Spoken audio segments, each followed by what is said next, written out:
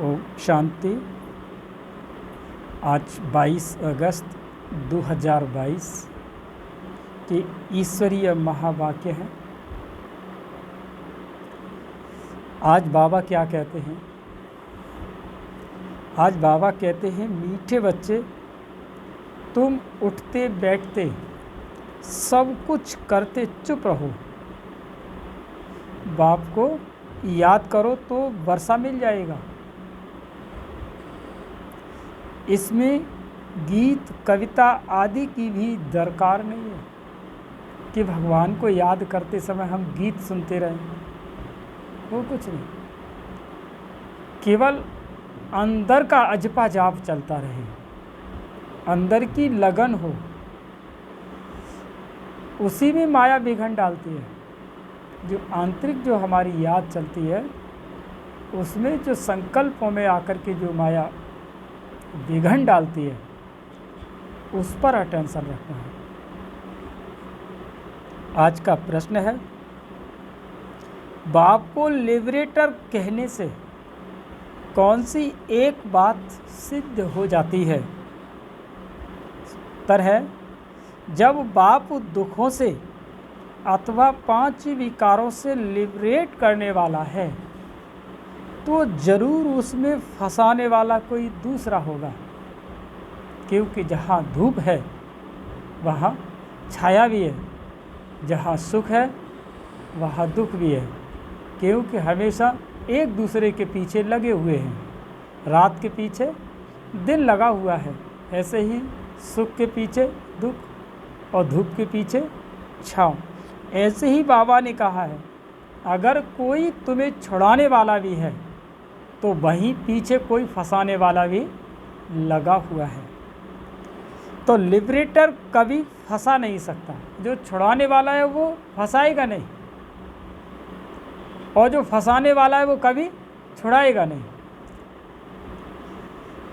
उसको कहा जाता है दुख हरता सुख करता। तो वो कभी किसी को दुख कैसे दे सकते हैं? जब बच्चे दुखी होते हैं तब उस बाप को याद करते हैं। दुख देने वाला है रावण। रावण माया श्रापित करती, बाप आते हैं वर्षा देने। गीत है कि जो पिया के साथ है उसी के साथ ज्ञान की बरसात है। ओम शांति। इस ज्ञान मार्ग में गीतों, कविताओं, डायलॉगों आदि की जरूरत नहीं है। यह सब भक्ति मार्ग में चलता है। तो दवा के जम के बहुत अच्छे एक्शन से शब्दों को बोलना, तो बाबा कहते हैं ये डायलॉग आदि गीत कविताओं में सब कुछ नहीं, ये सब भक्ति मार्ग में चलता है। यहाँ तो है समझ की बातें। हर बात बुद्धि से समझना है, और है भी बहुत सहज। यानी यह ज्ञान बहुत सहज है। एक भी पॉइंट्स से मनुष्य पुरुषार्थ करने लग पड़ते हैं। एक जरा सा पॉइंट बुद्धि को छू जाए, तीर लग जाए, वहीं से उसके जीवन में मोड़ आ जाता है। वहीं से वो पुरुषार्थ करने लग पड़ता है। गीत सुनने की व कविता बनाने की कोई ज़रूरत नहीं है। गृहस्थ व्यवहार में रहना है, धंधा धूरी करना है। बाप कहते हैं, वो सब करते तुम मेरे से वर्षा कैसे ले सकते हो? वह समझाते हैं कि उठते बैठते सब कुछ करते चुप रहना है। अंदर में विचार चलता रहे। बाप ने समझाया है कि बात बिल्कुल सहज है समझने की। नई दुनिया को पुरानी दुनिया होने में समय लगता है, फिर पुराने से नई बनने में इतना समय नहीं लगता। बच्चों को समझाया गया है कि बाप नई सृष्टि रचते हैं, फिर पुरानी होती है। सुख और दुख की दुनिया बनी जरूर हुई है। सुख और दुख की दुनिया बनी हुई जरूर है, परंतु सुख कौन देते हैं, दुख कौन देते हैं, ये नहीं पता है किसी को। बनी बनाई भी जरूर है। इस चक्र से हम निकल नहीं सकते। उसको कहा जाता है ड्रामा। नाटक के बदले ड्रामा कहना अच्छा लगता है। नाटक के बजाय कहते हैं अक्सर करके ज्ञान समझाते समय कहते भाई बहने कि ये सब नाटक है। नाटक नहीं बोलना, वहाँ पर ड्रामा। और ड्रामा का और बिल्कुल सही शब्द है वो धर्म। इस धर्म ये सब धर्म में फिक्स है। नाटक जो होता है उसमें बदल सदल हो सकती है। कोई को निकाल सकते हैं, कोई को ऐड कर सकते हैं। आगे नाटक थे, बाइस्कोप तो अब सब निकले हैं। बाइस्कोप माना सिनेमा। बाइस्कोप में जो भी फिल्म शूट हुई वही फिर रिपीट होती है। देखो ना, जब किसी टॉकीज़ में जाते हैं फिल्म देखने के लिए, आप कई बार जाओ देखने के लिए, जिस समय जिसको आना होता है वो उसी समय एक्टर आता है, बदली नहीं हो सकती। क्यों? क्योंकि वो उसके अंदर क्या है, फीड है वो। यह बाइस्कोप निकाला है। इस ज्ञान को भी इस द्वारा पूरा समझने के लिए नाटक में फ़र्क हो जाता है, बाइस्कोप में फ़र्क नहीं हो सकता। यह एक स्टोरी है नई पावन दुनिया और पुरानी पतित दुनिया की। सिर्फ मनुष्यों को ये पता नहीं है कि ड्रामा की आयु कितनी है। बहुत लंबी चौड़ी आयु दे दी है। मनुष्य तो कुछ भी समझ नहीं सकते। नई दुनिया में कितने समझदार, धनवान और सब पवित्र थे, सर्वगुण संपन्न थे। बाबा आज ऐसे क्यों समझा रहे हैं कि बच्चे भी जाकर के ऐसे भाषण करें।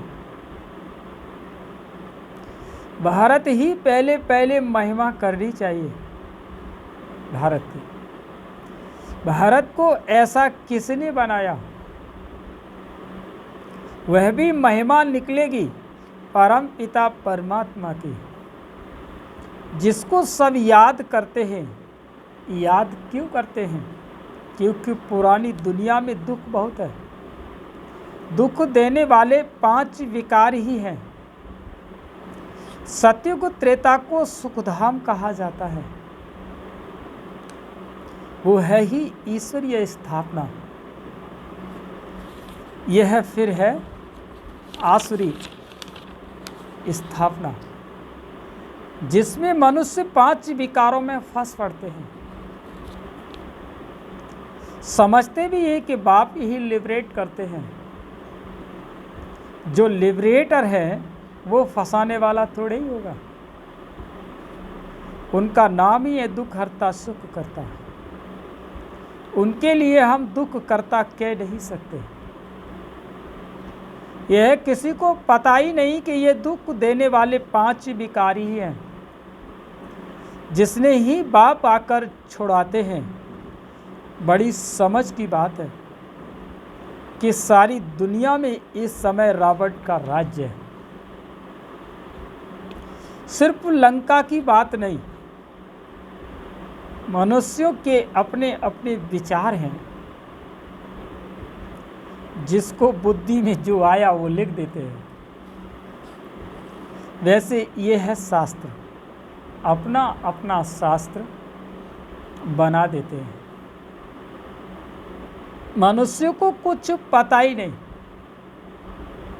भगवान वाच, यह वेद शास्त्र पढ़ना, यज्ञ तप आदि करना, जो कुछ तुम करते आए हो वो सब उतरती कला के हैं।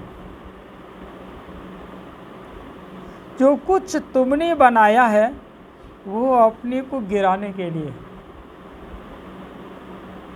तुमको मत मिलती है ही गिराने की, क्योंकि है ही उतरती कला। पावन दुनिया थी, अब पतित दुनिया है। आधा कल्प है नई दुनिया और आधा कल्प है पुरानी दुनिया। जैसे 24 घंटे होते हैं और 12 घंटे के बाद दिन पूरा हो फिर रात होती है, वैसे यह ब्रह्मा का दिन और ब्रह्मा की रात गाई जाती है। विष्णु का दिन रात नहीं कहेंगे। यह कितनी गूढ़ी बातें हैं, सिवाय बाप के और कोई समझा न सके। बाप समझाते हैं कि अभी तमो प्रधान से सतो प्रधान में जाना है। अभी अर्जुन अपनी बादशाही थोड़े ही स्थापन हुई है। बाप कितना सहज बच्चों को समझाते रहते हैं। सिर्फ शिव बाबा को याद करना है। तमो प्रधान से सतो प्रधान बनना है। यह बातें भी अभी अबलाएं ही तुम समझ सकती हो। ये बातें भी तुम अबलाएं ही समझ सकती हो। नई दुनिया और पुरानी दुनिया। नई दुनिया को रचने वाला बाप है और नई दुनिया स्वर्ग थी, फिर नर्क किसने बनाया? रावण ने। रावण कौन है? यह राज भी तुमको समझाया है। ये रावण कौन है? ये तो आप कई सालों से सब बाबा के बच्चे समझते आए हैं कि रावण कौन है, माया कौन है। यह राज भी तुमको समझाया है। कोई भी विद्वान पंडित आदि नहीं समझ सकते। वो तो कह देते हैं कि जगत मिथ्या, सब कुछ कल्पना है। काफ़ी लोग संत महात्मा कहा करते हैं कि जगत मिथ्या, ब्रह्म सापेक्ष जगत मिथ्या, ब्रह्म सत्य, जगत मिथ्या। लेकिन ऐसा नहीं। ये भी कह सकते थे वो कि ब्रह्म सापेक्ष जगत जो भी है सब सत्य है, कोई कुछ गलत नहीं है। अगर ये सामने जगत नहीं होता तो हम उस ब्रह्म का व्याख्यान कैसे करते? अगर ब्रह्म नहीं होता तो फिर ये जगत कैसे बनता? तो ये सब झूठ कुछ नहीं है, सब अपने अपने समझ की बात है। तुम समझा सकते हो। अगर जगत बनाई नहीं है तो तुम बैठे कहाँ हो? यह जो वर्ड रिपीट होती है उसकी पूरी नॉलेज चाहिए ना। नॉलेज न होने के कारण कह देते हैं सब कुछ मिथ्या है। इसीलिए ब्रह्म सत्य, जगत सापेक्ष। यहाँ आके क्या कह सकते हैं कि ब्रह्म सत्य, जगत सापेक्ष। जगत को मिथ्या नहीं कह सकते, वो सापेक्ष। जो तुम्हारे सामने है सापेक्ष है, साथ है, वो चल रहा है। जिसने जो सुनाया सो सत, उसी में ही सब चल पड़े। तुम तो एक बात ही में ही खुश होते हो। बाप तो बहुत अच्छी रीति समझाते हैं। बाप ने तो आधा कल्प का वर्षा दिया है, फिर रावण से हराया है। यह खेल बना हुआ है। तुम बच्चे जानते हो कि हम अभी ईश्वर के बने हैं और उनकी मत पर चल रहे हैं। यह चित्र तो बड़े अच्छे हैं और सबके पास बड़े चित्र होने चाहिए। बड़े चित्रों पर समझाना अच्छा होता है। चक्र सामने खड़ा है संगम युग भी सामने लगा हुआ है। कलयुग है काला पतित, उनमें लोहे की खाद पड़ने से काले हो गए हैं। भारत कितना गोल्डन एजेड था, अब फिर इनको आयरन एज से चेंज होना है। उनकी स्थापना, इनका विनाश होना चाहिए। गाया भी जाता है कि परम पिता परमात्मा त्रिमूर्ति है। त्रिमूर्ति का अर्थ भी कोई समझते नहीं। रोड पर भी त्रिमूर्ति नाम रखे हुए हैं। वास्तव में त्रिमूर्ति है ब्रह्मा विष्णु शंकर, ये तीनों देवताएं हैं अलग अलग। इन सब से ऊंचे ते ऊंच है परम पिता परमात्मा शिव, करण करावन हार, उनको गुम कर दिया है। देवताओं से भी ऊपर तो वो निराकार भगवान ही है। जैसे बाप निराकार है, वैसे हम आत्माएं भी निराकार हैं। हम यहाँ आए हैं पार्ट बजाने। लक्ष्मी नारायण की डायनेस्टी थी, एक दो के पिछाड़ी राज्य करते आते हैं, तो स्वर्ग की महिमा सुनानी पड़े। भारत कितना धनवान था, प्योरिटी, पीस, प्रॉस्पर्टी भी थी, कभी अकाली मृत्यु नहीं होती थी, नई दुनिया थी। बाप ने ही नई दुनिया रची। बाप 16 कला बनाते हैं, कहते हैं बच्चे मन मना भाव, माँ में कम याद करो, ये है भगवान वच। उनको पतित पावन कहा जाता है। श्री कृष्ण को ज्ञान सागर नहीं कहेंगे। फिर गीता में भी श्री कृष्ण का नाम क्यों डाला है? कोई द्वारा साक्षात्कार हुआ, कहेंगे बस यह श्री कृष्ण का रूप है। कि दुनिया में तो अनेक प्रकार के मनुष्य हैं, किसी में भाव बैठ जाता है, फिर उनका लॉकेट बनाए गले में डाल देते हैं। गुरु का लॉकेट पहन गुरु को याद करते हैं। तो आजकल के कोई भी धर्म सत्संगी हो, जो भी हो, जिनको मान बैठते हैं उनका गुरु का अपना गले में डाल लेते हैं। बस ईश्वर सर्वव्यापी है, फिर तो गुरु और ईश्वर में फर्क नहीं रहा। ऐसे ढेर हैं। बाप ने तुम बच्चों को पुरानी दुनिया और नई दुनिया का राज भी समझाया है। बाप बैठ नई दुनिया रचते हैं, अभी सब बाप को बुलाते रहते हैं। आकर पावन दुनिया स्थापन करो, या हमको पावन बनाए ले चलो। धाम है दो, निर्वाण धाम और सुख धाम। निर्वाण धाम की आप तपस्या कर रहे हैं और सुख धाम की प्रारब्ध बना रहे हैं। सन्यासी तो मुक्ति के लिए नॉलेज देते हैं, जीवन मुक्ति के लिए दे नहीं सकते।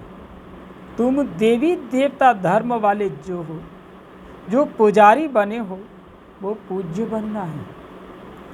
श्री कृष्ण सतयुग का प्रिंस है, उनकी महिमा होती है।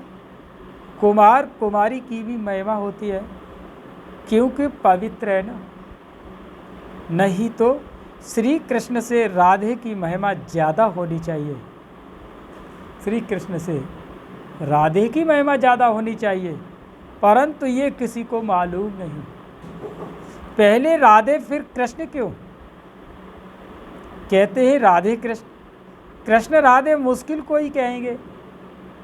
कृष्ण राधे तो कोई कहते भी नहीं है। समझते हैं बच्चा वर्षे का हकदार बनते हैं, इसीलिए कृष्ण की महिमा जास्ती है। यहाँ तुम सब हो बच्चे। बाप कहते हैं जितना पुरुषार्थ करेंगे उतना अपने लिए ही उच्च पद पाएंगे। कल्प कल्पांतर के लिए बाप आत्माओं से बात कर रहे हैं। पुरुषार्थ से तुम उच्च पद पा सकते हो। बेलायत में बच्ची पैदा होती है तो खुशी मनाते हैं, यहाँ बच्चा पैदा हो तो खुश होते हैं। ये हर एक की रस्म अपनी अपनी है। तो बच्चों की बुद्धि में अब बैठा है कि वर्षा, बाप वर्षा देते हैं, फिर माया श्राप देती है। वह गॉड फादर स्वर्ग का रचयिता है। श्री कृष्ण के लिए कवि कह न सके, परमात्मा ही नरक को स्वर्ग बनाते हैं। सहज ज्ञान और योग वही सिखलाते हैं, ऐसे तुम भाषण कर सकते हो। गीता में श्री कृष्ण का नाम डाल खंडन कर दिया। गीता का भगवान निराकार परमात्मा है, न कि श्री कृष्ण।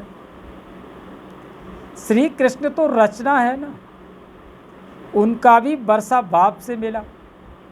कैसे? आओ तो समझाएं। कोई भी बात उठाकर उन पर समझाने लग जाओ। पुरानी दुनिया नई दुनिया पर समझाने में उसमें सब आ जाता है। अभी अनेक धर्म हैं,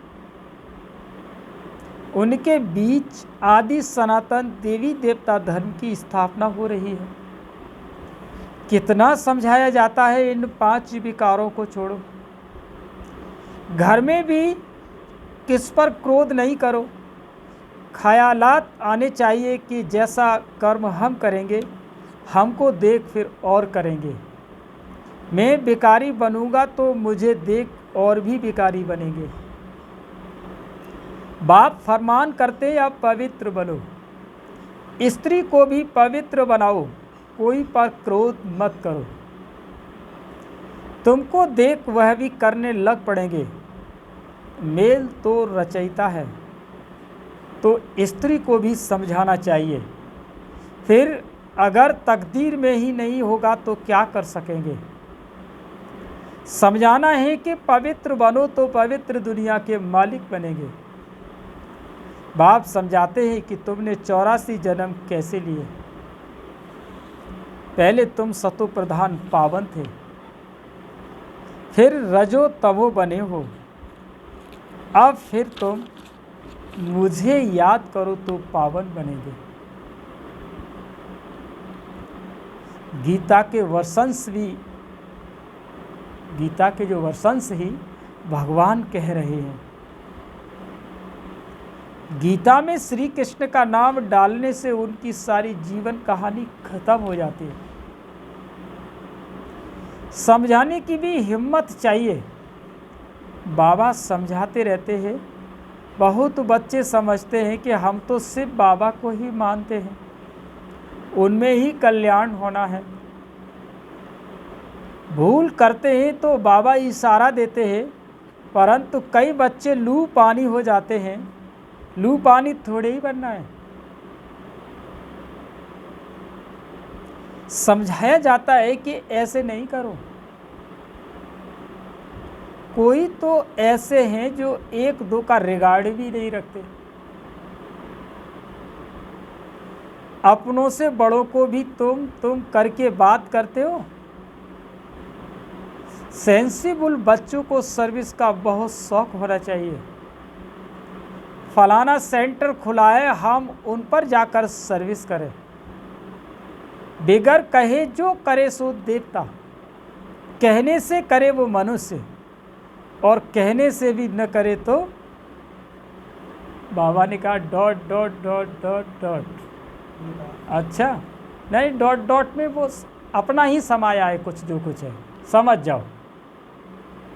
अच्छा, मीठे मीठे सिकील दे बच्चों प्रत मात पिता बाप दादा का याद प्यार और गुड मॉर्निंग। रूहानी बाप की रूहानी बच्चों को नमस्ते।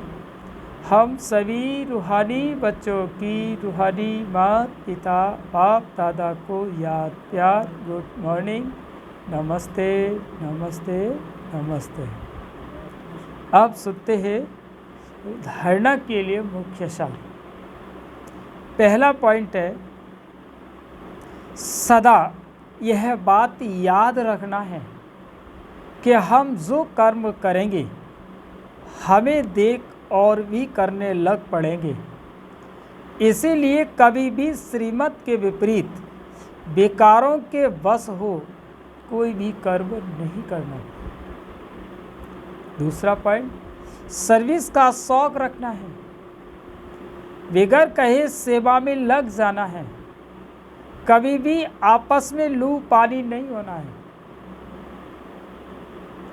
वरदान, एवर रेडी बन, हर परीक्षा में रूहानी मौज का अनुभव करने वाली विशेष आत्मा भव।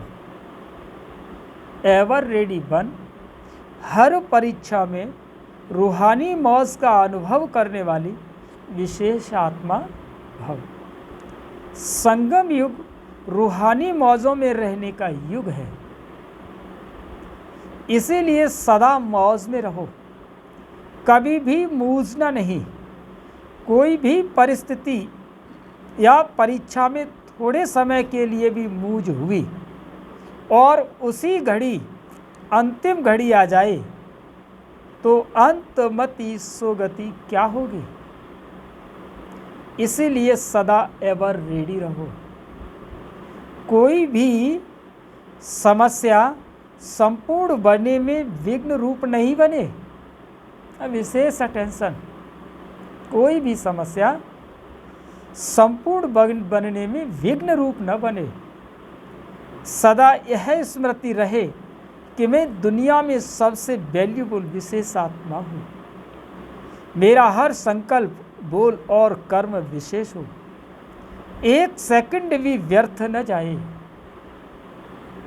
स्लोगन, श्रेष्ठ कर्मों का खाता जमा करते चलो तो विकर्मों का खाता स्वतः समाप्त हो जाएगा। श्रेष्ठ कर्मों का खाता जमा करते चलो तो विकर्मों का खाता स्वतः समाप्त हो जाएगा। अच्छा, ओ शांति।